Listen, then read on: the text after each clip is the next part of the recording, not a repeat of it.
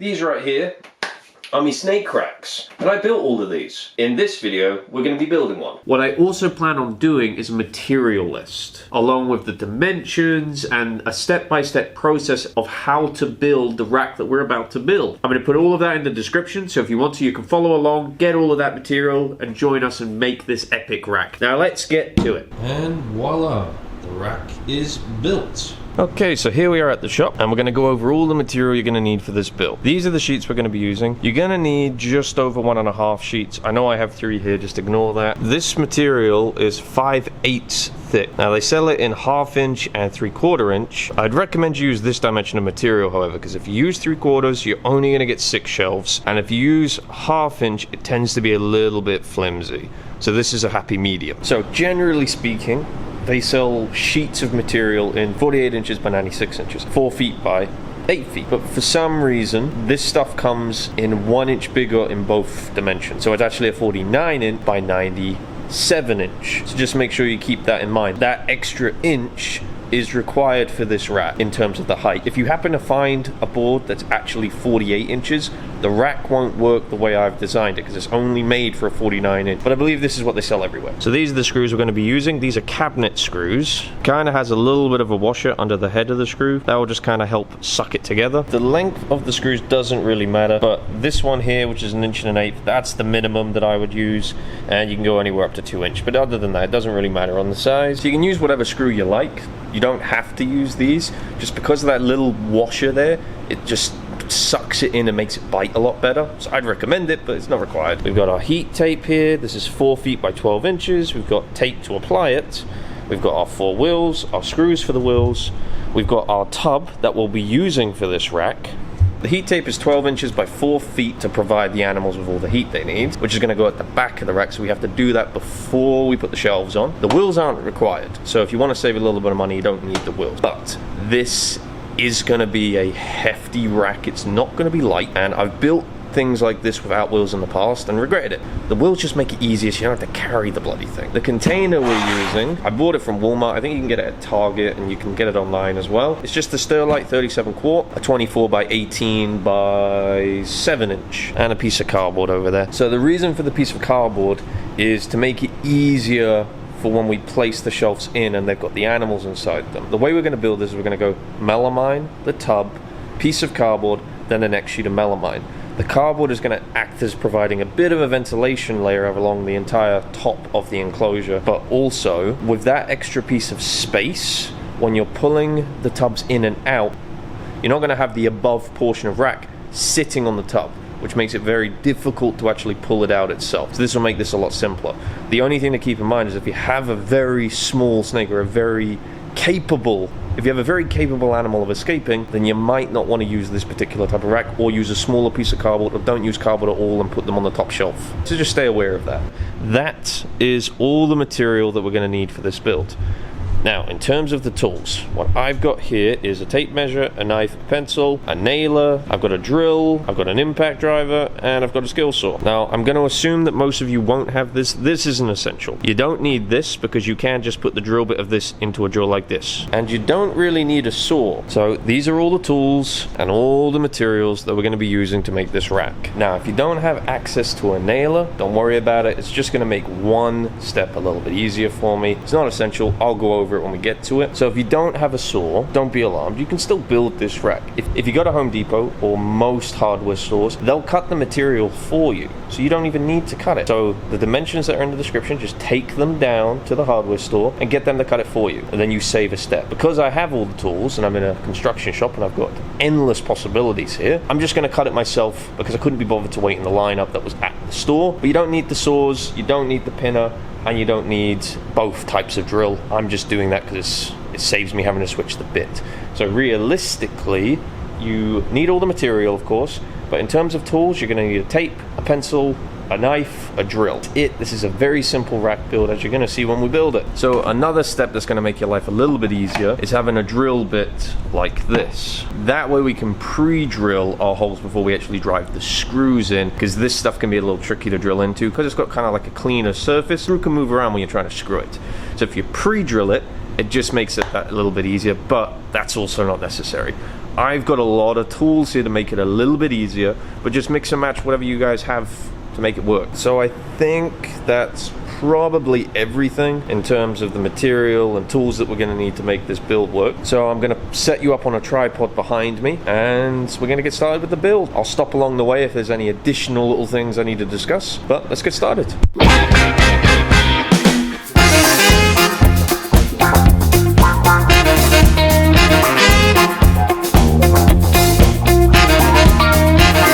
Okay, now all the material's cut. I'm just going to go over with you what the measurements are. 8 of these, they're 18 inch by 24 inch. We have one of these, this is 18 inch by 49 inch. And then these two at the back here are 24 inch by 49 inch. These two 24 by 49s are going to go to the sides, and this 18 by 24 is going to go on the back, and then these shelves are just going to stack up. Okay, so we're going to set you up on another tripod and we're going to start assembling this thing now.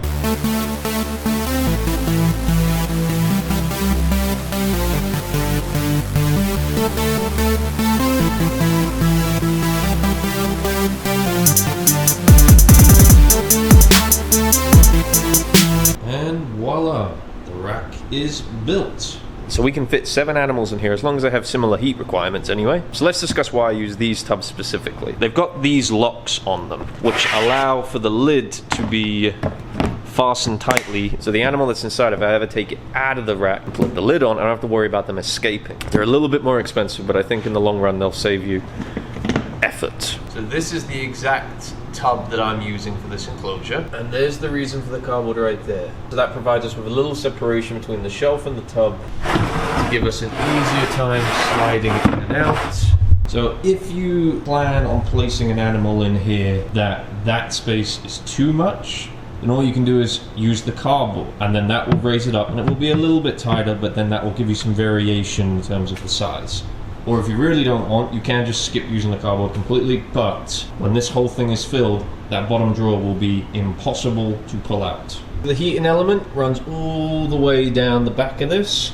12 inches worth of heat tape will be plenty for the animals that we're putting in. I didn't really show you this aspect of the build, but I've notched out where the cables go, and as you can see, there's a little bit of an elevation difference here. This is planned. We're gonna have a thermostat controlling the heat going down the back of this. So we need a thermostat and we need it to be accessible. So what I usually do is put the thermostat on the side or at the front here. So this will allow us to run our cable to our thermostat.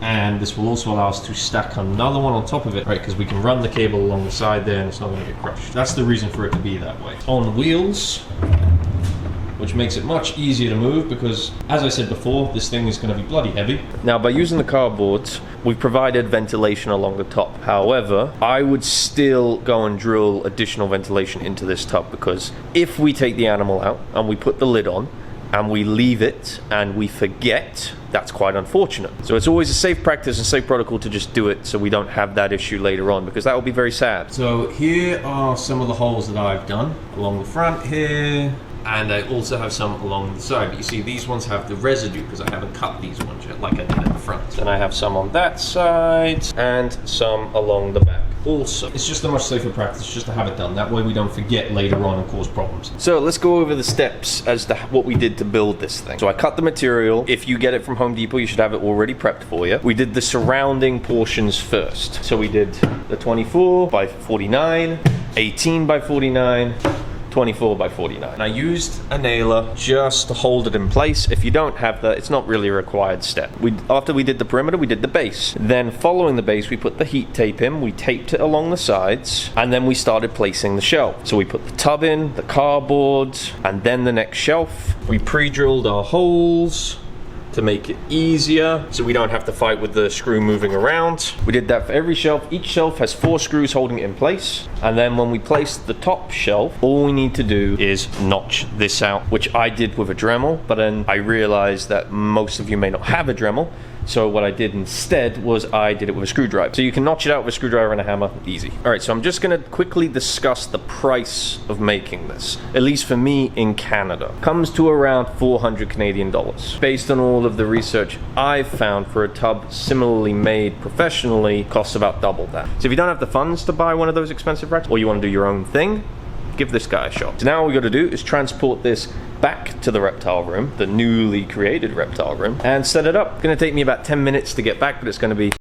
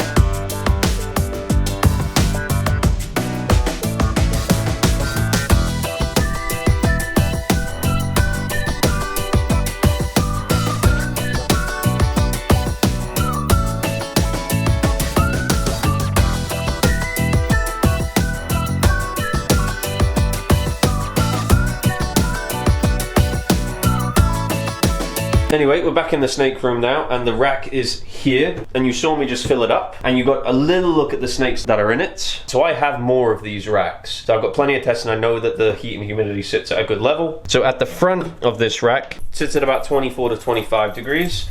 At the back of the rack, it will sit at about 32 to 33 degrees. Now that's just on the shelf. Within the enclosures, the back will only really get up to about 31 because the plastic of the tubs themselves are kind of acting like a barrier, so it can never get to 32 and they can't get to the heat tape. The hottest it can get in these tubs is 31 at the back, and the coolest it can get at the front is 24. So that is it for the rack build. If you're housing a much smaller animal that can get out, for example, all of the snakes in this rack have the ability to fit through that gap. So what I've done is I've raised it with a bit of cardboard on all of these shelves. The reason why I didn't not use the cardboard is because eventually they're all going to grow and then they won't be able to escape, and then I can remove the cardboard and allow that little bit of extra airflow. So I hope you enjoyed the video. Like it if you did, so that more people can see it if they want to build a rack for a little bit less than the retail ones, or they want to just do it because it's a fun project. I just enjoy building things. Then they can find it easier. So I have 3 of these. We built one together, but I have 2 others, and the other 2 also have animals in it. So what we're going to do in the next video is be bringing them down into this room. So check in next week for that.